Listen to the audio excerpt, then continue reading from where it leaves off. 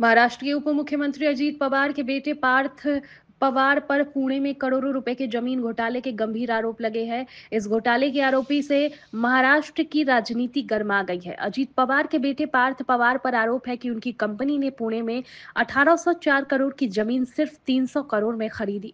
कांग्रेस विधायक दल के नेता विजय वडेट्टीवार ने सरकार को घेरते हुए दावा किया कि महाराष्ट्र के उप मुख्यमंत्री अजीत पवार के बेटे पार्थ पवार को जमीन कैसे दी गई, इसमें बड़े पैमाने पर घोटाला हुआ है। क्या मुख्यमंत्री इसकी जांच करेंगे? वडेट्टीवार ने कहा कि पुणे में जमीन का घोटाला 1800 करोड़ रुपए का घोटाला है। मामले की गंभीरता को देखते हुए मुख्यमंत्री देवेंद्र फडणवीस ने पुणे जमीन घोटाले के आरोपों की जांच के आदेश दिए हैं। उन्होंने कहा कि अगर कोई अनियमितता पाई जाती है तो सख्त कार्रवाई की जाएगी। मामले की गंभीरता देखते हुए पुणे के तहसीलदार सूर्यकांत येवले को तुरंत निलंबित किया गया है। विपक्षी नेताओं ने उप मुख्यमंत्री अजीत पवार के इस्तीफे की मांग की है, लेकिन इस घटना से मेरी कोई भी संबंध नहीं है, ऐसा उप मुख्यमंत्री अजीत पवार का कहना है। असं आहे की या प्रकरणाच्या संदर्भात सगळी माहिती मी मागवलेली आहे।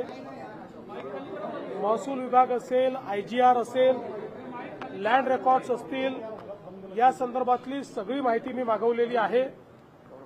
या संदर्भातले योग्य ते चौकशीचे आदेश देखील मी दिलेले आहेत आणि ही सगळी माहिती आणि जी काही प्राथमिक चौकशी आहे त्याच्या आधारावर या संदर्भात जी काही तुम्हाला सांगायचं ते मी सांगणार आहे।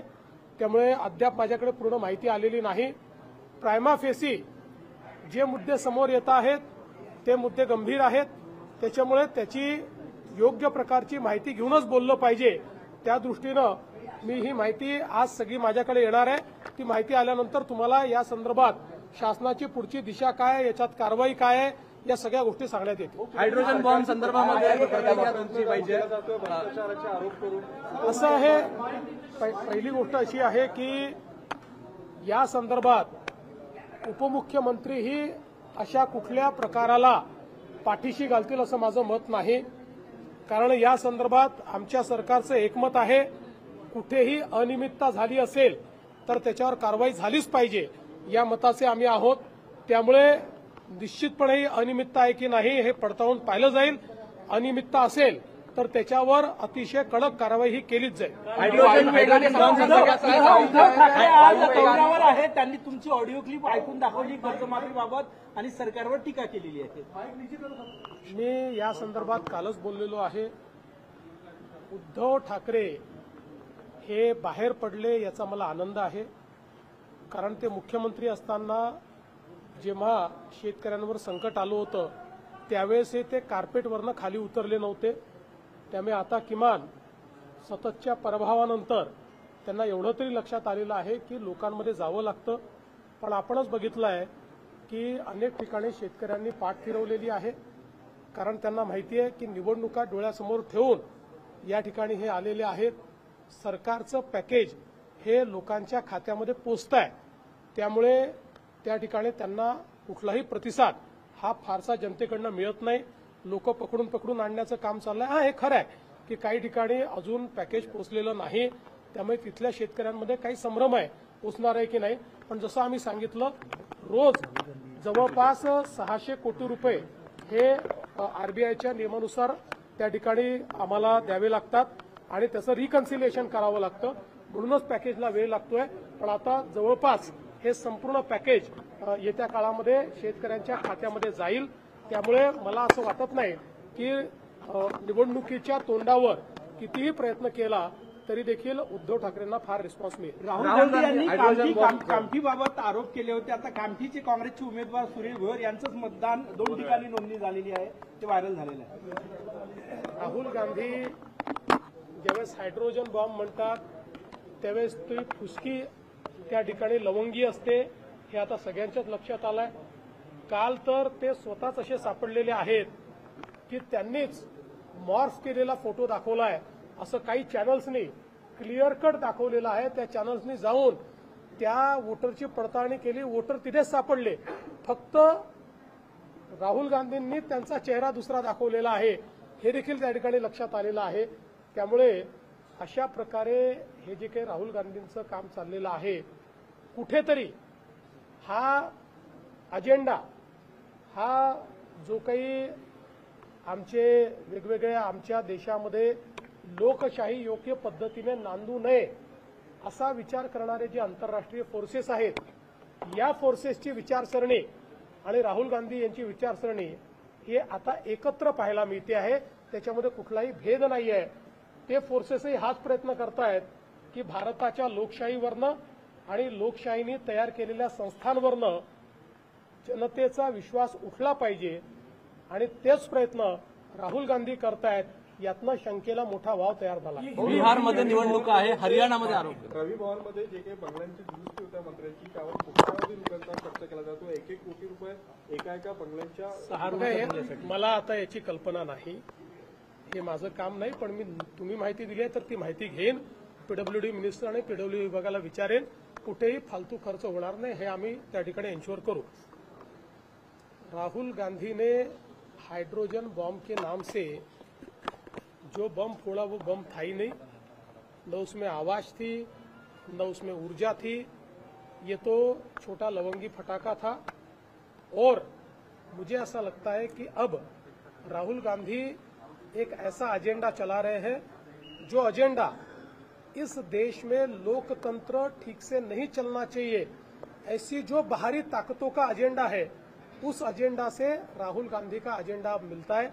क्योंकि ये सारी बाहरी ताकतें यही प्रयास कर रही है कि भारत के लोकतंत्र से और भारत के संविधान से जनता का विश्वास उठ जाए, और इसी के लिए ये सारी बाहरी ताकतें भारत के संविधान ने तैयार की हुई जो अलग अलग संस्थाएं हैं उन संस्थाओं पर क्वेश्चन मार्क तैयार हो, इस प्रकार का झूठा माहौल तैयार कर रही है, नैरेटिव तैयार कर रही है, और उसी नैरेटिव को राहुल गांधी चला रहे हैं। इससे दुख भरी बात क्या हो सकती है, जहां एक और हमारी सेना को भी जातिगत रूप से देखने का प्रयास राहुल गांधी करते हैं। तो मुझे समझ में नहीं आ रहा कि राहुल जी किसके लिए काम कर रहे हैं। सेना के ऊपर क्वेश्चन मार्क, संविधान के ऊपर क्वेश्चन मार्क, संविधान के संस्थाओं ने जो व्यवस्था खड़ी की है उसके ऊपर क्वेश्चन मार्क। ये एजेंडा किसका है, ये राहुल गांधी किसका एजेंडा चला रहे हैं, अब ये बिल्कुल स्पष्ट हो रहा है। हो सीसीआयला की जे काही आता टीव्ही वेगवेगळ्या चॅनलला चाललेलं आहे त्याबद्दलची पूर्ण माहिती मला काही नाहीये। माझा त्या गोष्टीशी डायरेक्ट अजित पवार म्हणून दुरान्वयी देखील संबंध नाही। मला 35 वर्ष महाराष्ट्रातली जनता ओळखते। त्या संदर्भामध्ये मी उलट या निमित्तानं संपूर्ण माहिती घ्यायचं ठरवलेलं आहे।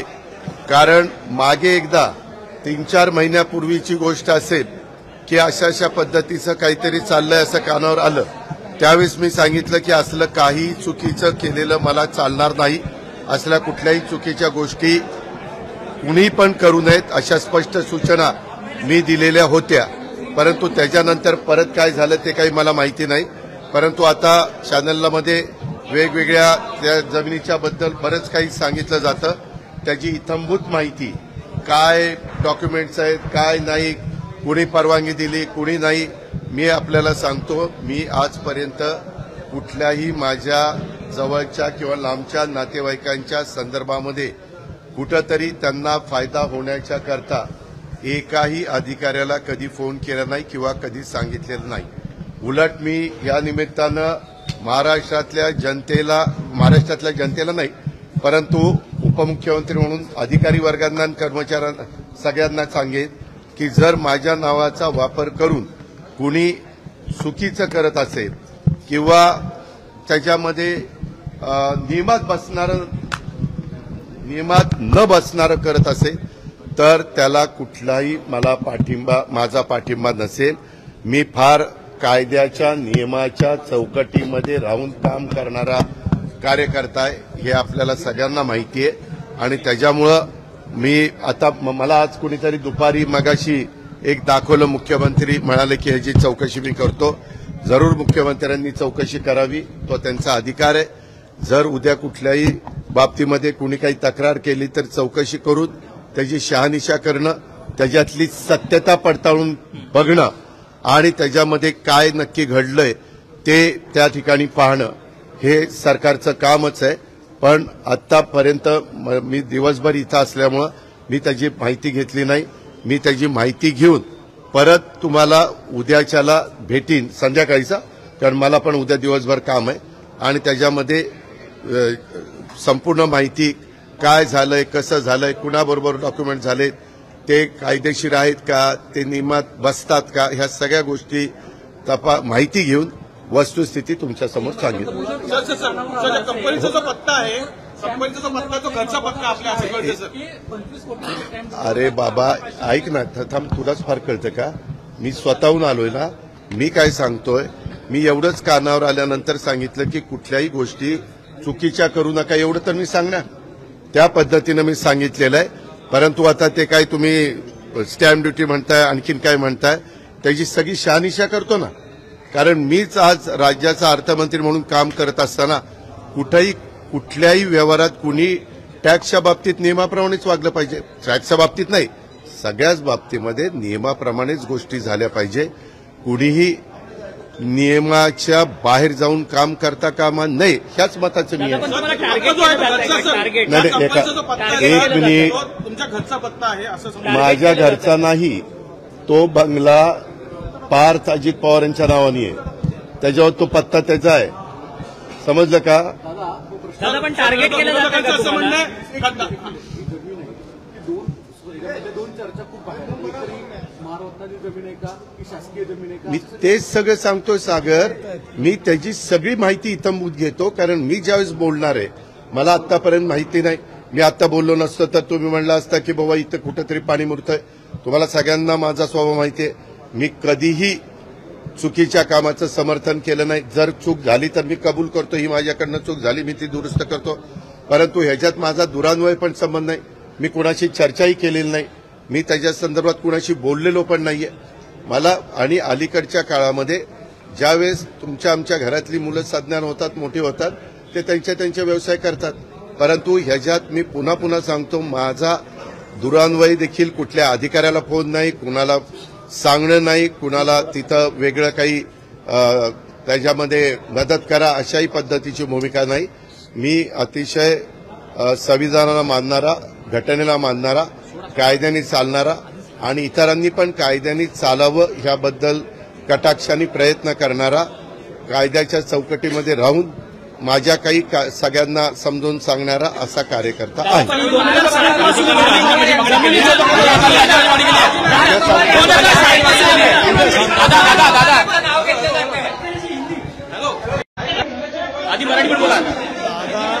नहीं, दादा ने इसके बारे में कहा है, उसके बारे में मैं कुछ टिप्पणी नहीं करना चाहता हूं. राष्ट्रवादी काँग्रेस पक्षाची दिवसभरात आज पश्चिम महाराष्ट्रातील सर्व जिल्ह्यांची बैठक त्या ठिकाणी झाली. प्रचंड प्रमाणावरचा उत्साह त्या बैठकीमध्ये होता. आगामी येणाऱ्या निवडणुकांच्यासाठी विशेष करून नगरपालिकेची अधिसूचना निघालेली आहे. त्या दृष्टिकोनातून आम्ही तत्पर आहोत.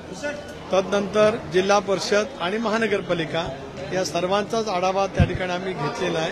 पुढच्या आठवड्यापासून अर्ज भरण्याची प्रक्रिया सुरू होत असल्यामुळे त्या वैज्ञानिक प्रक्रियेमध्ये पक्षाचे सर्व संघटनेचे कार्यकर्ते, प्रमुख नेते, आमचे संपर्कमंत्री, पालकमंत्री, पक्षाचे निरीक्षक त्या स्तरावरती कामाला लागणार आहे. अजितदादांना कुठेतरी या सगळ्या आरोपांमध्ये गोवण्यात येत आहे का? अजित पवारांना टार्गेट केलं जातं? अजितदादा ने आप सबके सामने उनकी भूमिका स्पष्ट की है. सब इसके बारे में जानकारी लेकर कल आपके साथ वो संवाद करेंगे.